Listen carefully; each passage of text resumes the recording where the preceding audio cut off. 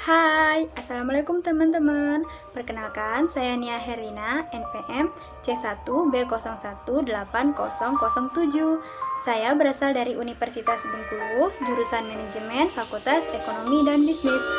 Nah, maksud dan tujuan video ini yaitu memenuhi tugas manajemen lembaga keuangan dan perbankan, di mana tugasnya yaitu yang pertama kita akan membahas otoritas jasa keuangan, yang kedua kita akan menggali lebih dalam lagi apa itu lembaga penjamin simpanan, yang ketiga ada jenis bank, yang keempat ada produk bank, yang kelima ada aktivitas bank, dan yang keenam kita akan mempelajari lebih mendalam lagi yaitu bank syariah.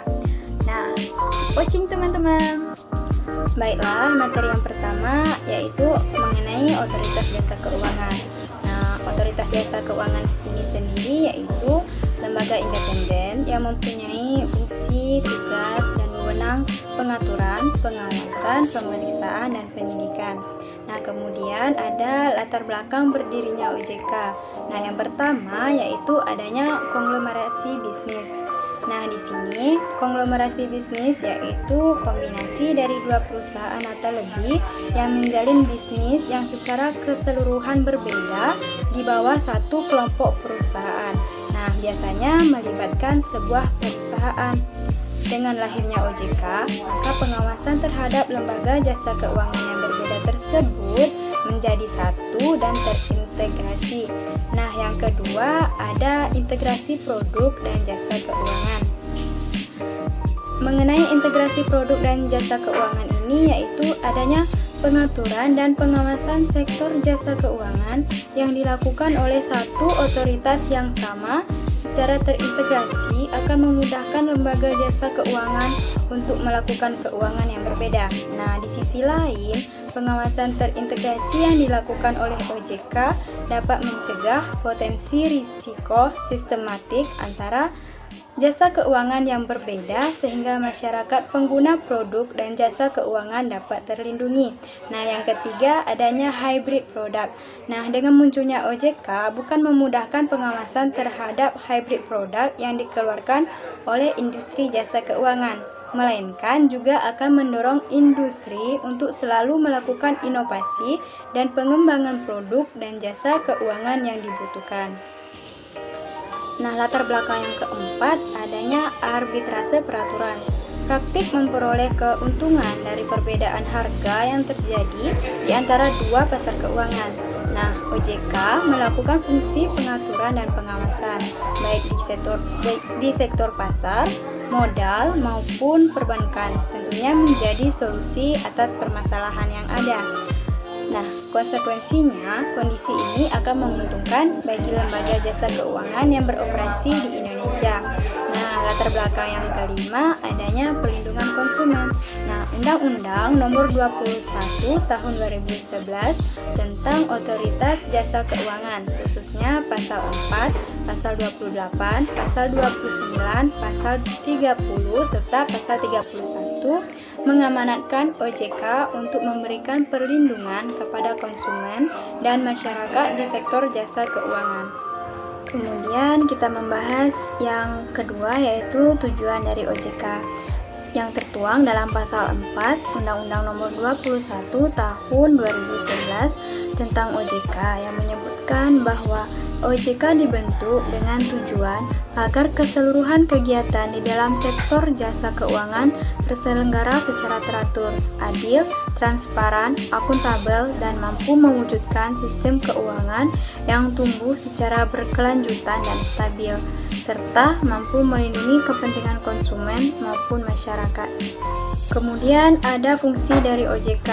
OJK berfungsi menyelenggarakan sistem pengaturan dan pengawasan yang terintegrasi terhadap keseluruhan kegiatan di dalam sektor jasa keuangan, sebagaimana yang diamanatkan dalam pasal Undang-Undang Nomor 21 Tahun 2011 tentang Otoritas Jasa Keuangan. Kemudian tugas dari OJK ini yaitu tertuang dalam pasal 6 Undang-Undang. Tugas utama OJK adalah melakukan pengaturan dan pengawasan terhadap yang pertama ada kegiatan jasa keuangan di sektor perbankan, Yang kedua, kegiatan jasa keuangan di sektor pasar modal. Yang ketiga, kegiatan jasa keuangan di sektor perasuransian, dana pensiun, lembaga pembiayaan, dan lembaga jasa keuangan lainnya. Untuk wewenang OJK, salah satunya diatur dalam pasal 7 terkait pengaturan dan pengawasan sektor bank, yaitu perizinan untuk pendirian bank dan sebagainya. Selanjutnya ada pengawasan mikroprudensial otoritas jasa keuangan. Perlunya pengawasan ini yaitu untuk menjamin tingkat kesehatan masing-masing individu lembaga jasa keuangan, sekaligus untuk melindungi kepentingan konsumen pengguna jasa keuangan. Nah, fungsi pengawasan mikroprudensial yang dilakukan oleh otoritas jasa keuangan terdiri dari 1. Pengaturan terhadap keseluruhan industri jasa keuangan, 2.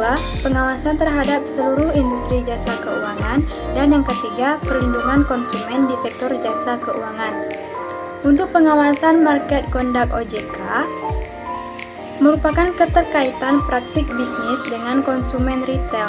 Pengawasan market conduct yang dilakukan oleh otoritas jasa keuangan mencakup pengawasan mulai dari desain produk atau jasa keuangan, produk launching, pemasaran produk atau jasa keuangan, layanan pernah jual produk atau jasa keuangan, dan penyelesaian sengketa produk atau jasa keuangan yang dimanfaatkan oleh konsumen keuangan.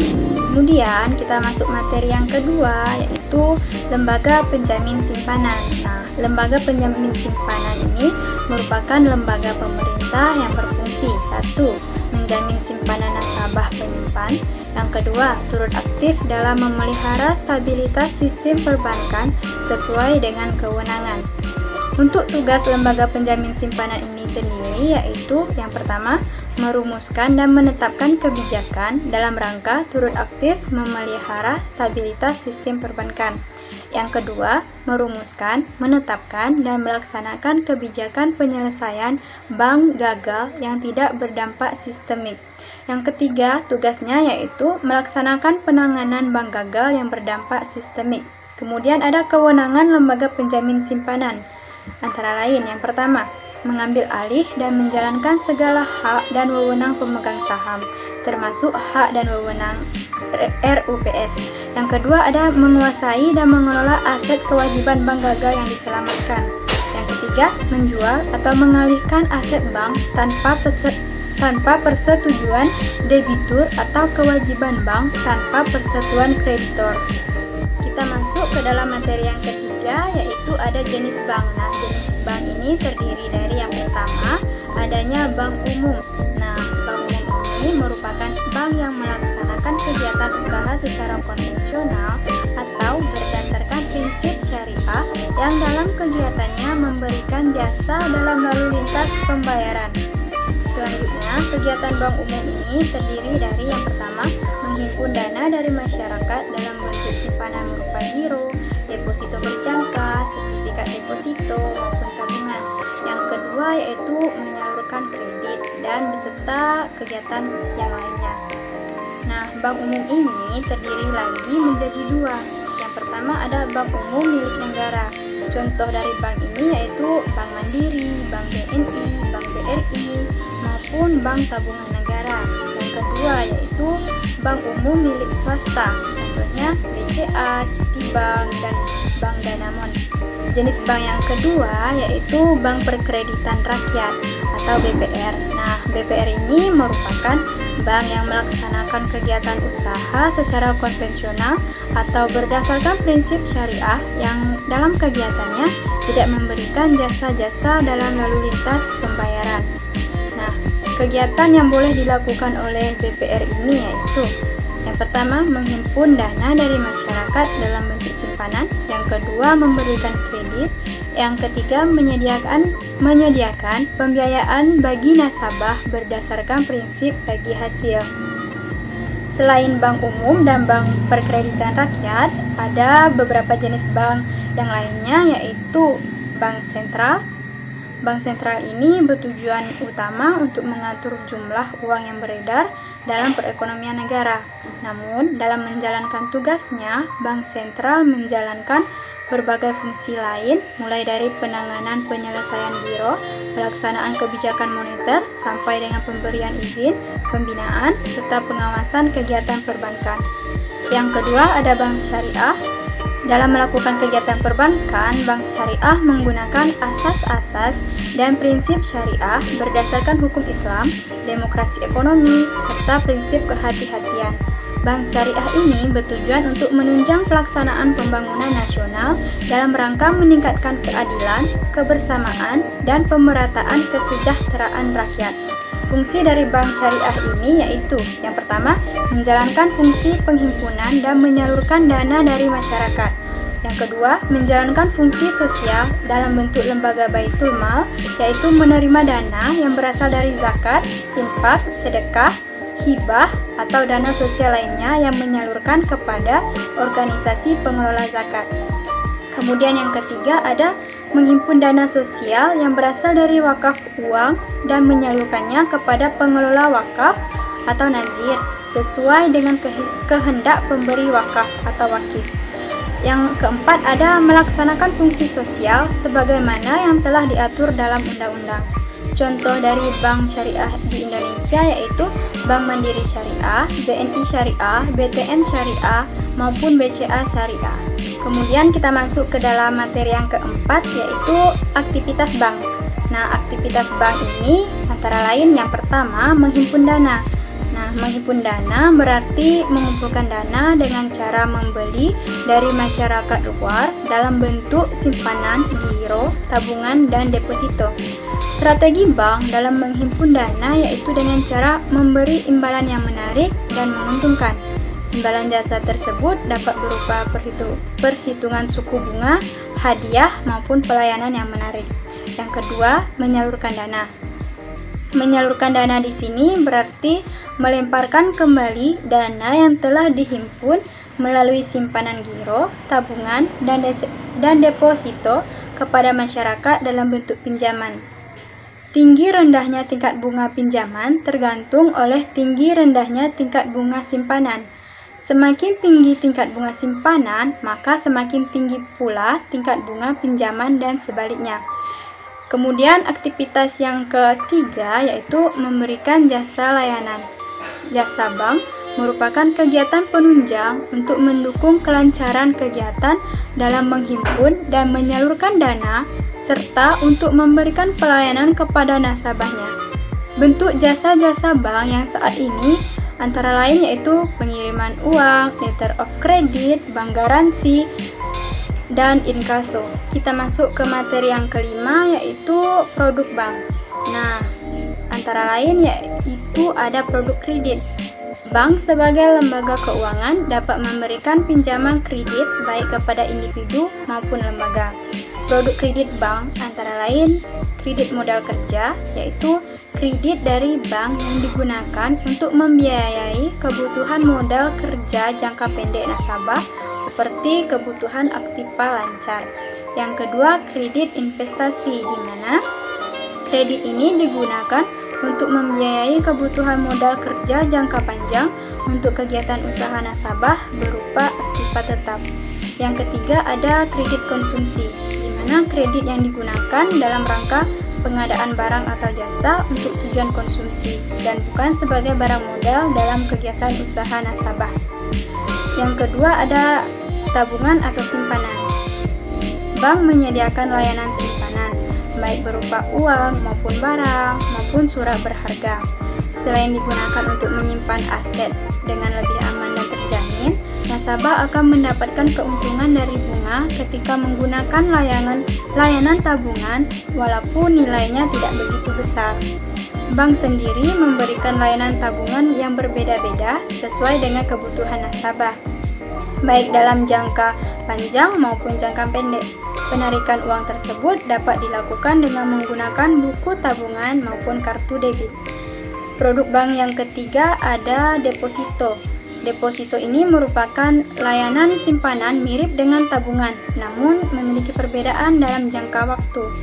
Jika tabungan lebih bersifat fleksibel, deposit hanya dapat ditarik ketika sudah jatuh tempo.